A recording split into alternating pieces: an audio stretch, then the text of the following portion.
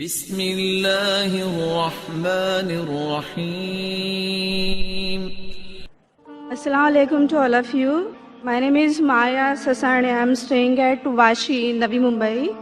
And my question is, why respected prophets and spiritual scripts were sent to Mid-Asia and nearby Europe, and why not to India? बहन का सवाल है कि profits mid Asia में भेजे गए हैं, यूरोप में भेजे गए, दिगर मुमालिक में भेजे गए, इंडिया में क्यों नहीं भेजे गए? इंडिया में क्यों नहीं?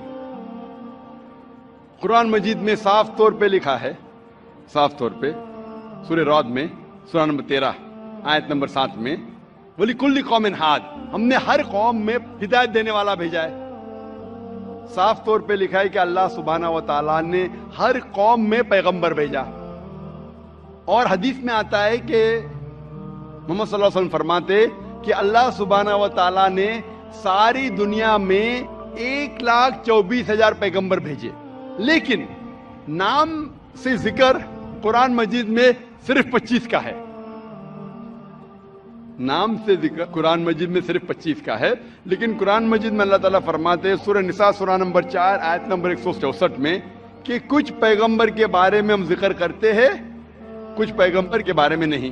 तो सारे पैगंबर का जिक्र करना कुरान मजीद में जरूरी नहीं, तो ये कुरान मजीद इतनी बड़ी किताब हो जाती, बिल्डिंग से भी बड़ी.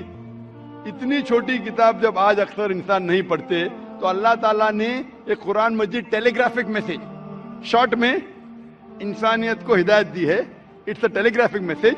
लेकिन इसमें यह कहा गया है कि हर कौम में हमने पैगंबर भेजा, हर कौम में, ताकि कोई ये नहीं कह सके कि मुझे पैगाम नहीं मिला. इंडिया में भी अल्लाह ने पैगंबर भेजे हैं, नाम से हम उनका जिक्र नहीं जानते, नाम से उनका जिक्र कुरान मजीद में नहीं है. लेकिन एक बात मैं जरूर कहना चाहूंगा कि जितने पैगंबर, आखिरी पैगंबर मोहम्मद सल्लल्लाहु अलैहि वसल्लम के पहले आए, उनका पैगाम महदूद था सिर्फ उन लोगों के लिए जहां उनने पैगाम दिया. जितने पैगंबर भी आखिरी पैगंबर मोहम्मद सल्लल्लाहु अलैहि वसल्लम के पहले आए, उनका पैगाम महदूद था सिर्फ उन लोगों के लिए. लेकिन क्योंकि मोहम्मद सल्लल्लाहु अलैहि वसल्लम आखिरी पैगंबर है और इसके बाद कोई भी पैगंबर नहीं आएंगे, इसका जिक्र है सूरह अहज़ाब में सूरा नंबर 33 आयत नंबर 40 में कि मोहम्मद सल्लल्लाहु अलैहि वसल्लम आखिरी पैगंबर है. इसीलिए मोहम्मद सल्लल्लाहु अलैहि वसल्लम सिर्फ अरबों या सिर्फ मुसलमानों के लिए नहीं भेजे गए थे, वो सारी इंसानियत के लिए भेजे गए थे. कुरान मजीद में लिखा है सूरह अंबिया में सूरा नंबर 21 आयत नंबर 107 में, वमा अरसलनाका इल्ला रहमतल लिल आलमीन, कि हमने तुम्हें भेजा सारी इंसानियत के लिए, सारे जहां के लिए, सारे आलमीन के लिए.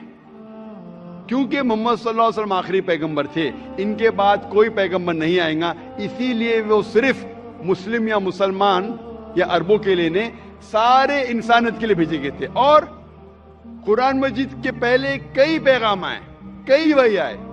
जितने पैगाम अल्लाह की तरफ से आए कुरान मजीद के पहले, वो सिर्फ महदूद थे चंद लोगों के लिए. लेकिन क्योंकि कुरान मजीद अल्लाह का आखिरी कलाम है, वो सिर्फ अरबों या मुसलमानों के लिए नाजिल नहीं किया गया था, वो सारे इंसानियत के लिए नाजिल किया गया है. और इसका जिक्र आता है सूरह इब्राहिम में सूरा नंबर 14 आयत नंबर 52 और सूरह बकरा सूरा नंबर 2 आयत नंबर 185 में कि हमने ये कुरान सारी इंसानियत को हिदायत के लिए नाजिल किया है. तो इसीलिए आज कुरान और मोहम्मद सल्लल्लाहु अलैहि वसल्लम का पैगाम सिर्फ मुसलमानों या अरबों के लिए नहीं, पहले जितने पैगंबर आए, जितने भी अल्लाह के कलाम भेजे गए, वो सिर्फ महदूद थे कुछ लोगों के लिए. आज आप चाहे हिंदुस्तान में रह रहे हो या यूके में या सऊदी अरेबिया में या यूएसए में या कनाडा में, सारी इंसानियत को मानना चाहिए आखिरी पैगाम कुरान मजीद और आखिरी पैगंबर मोहम्मद सल्लल्लाहु अलैहि वसल्लम. इसीलिए इसका जिक्र, मोहम्मद सल्लल्लाहु अलैहि वसल्लम का जिक्र सारे दिगर मज़ाहिब में है कि ये आखिरी पैगंबर आने वाले हैं. बाइबल में है, हिंदुओं की किताब में है, पारसियों की किताब में है, یہودی کے کتاب میں ہے.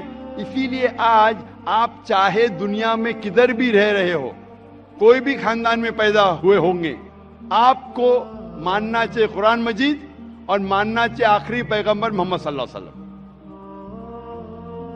آپ ask one more question. جی ہاں بہن, مطلب اسلامزم میں ری بورن ہونا یعنی دوسرا جنم تو ہے نہیں, رائٹ؟ تو پھر ہاں قیامت کے وقت اللہ سب کو پھر سے مطلب یہ کریں گے, تو وہ مجھے کنسیپٹ سمجھ میں نہیں آیا.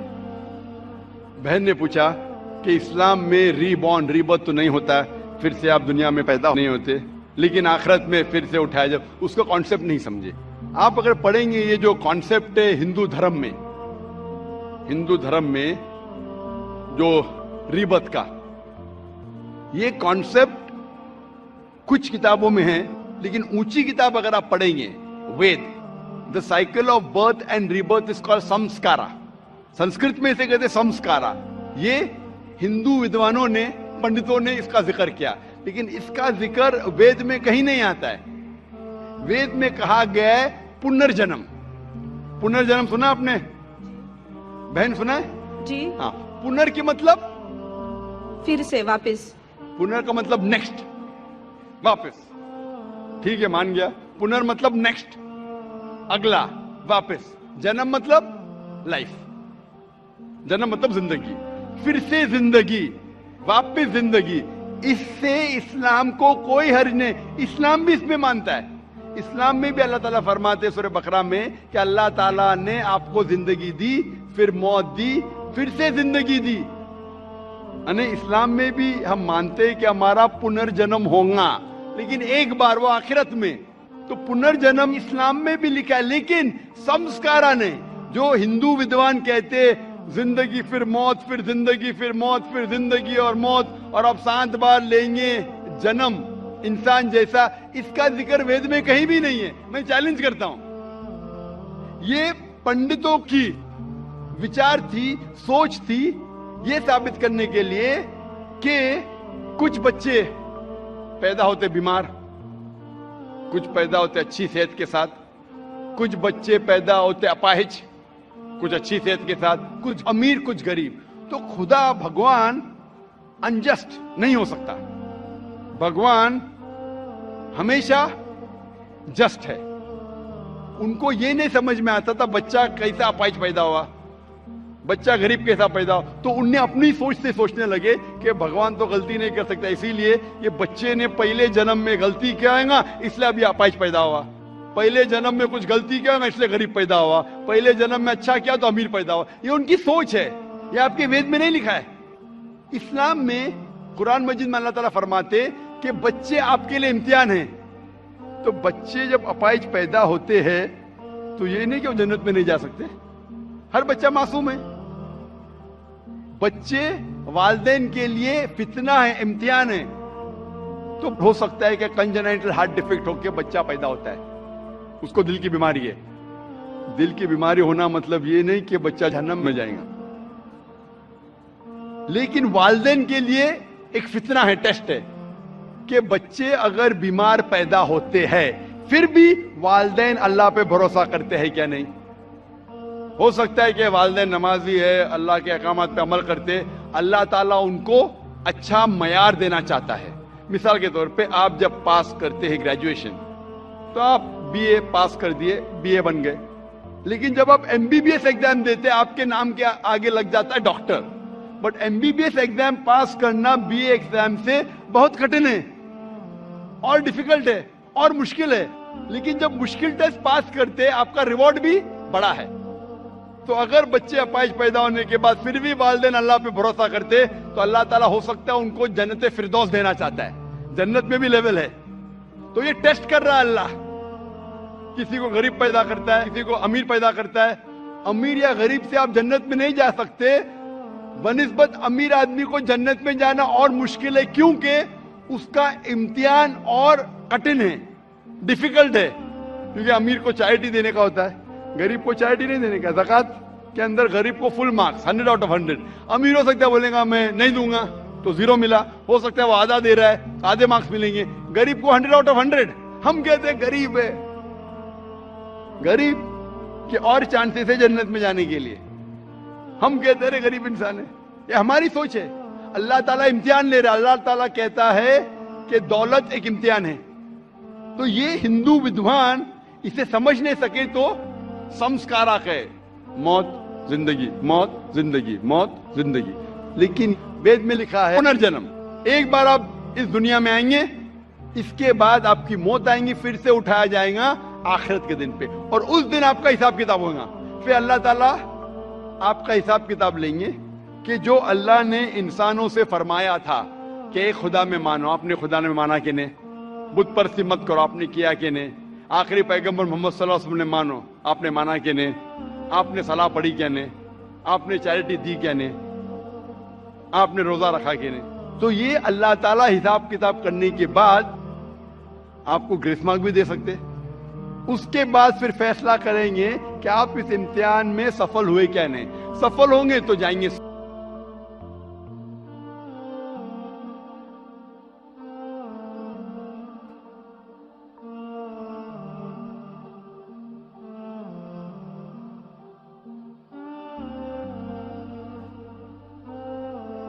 لا إله إلا الله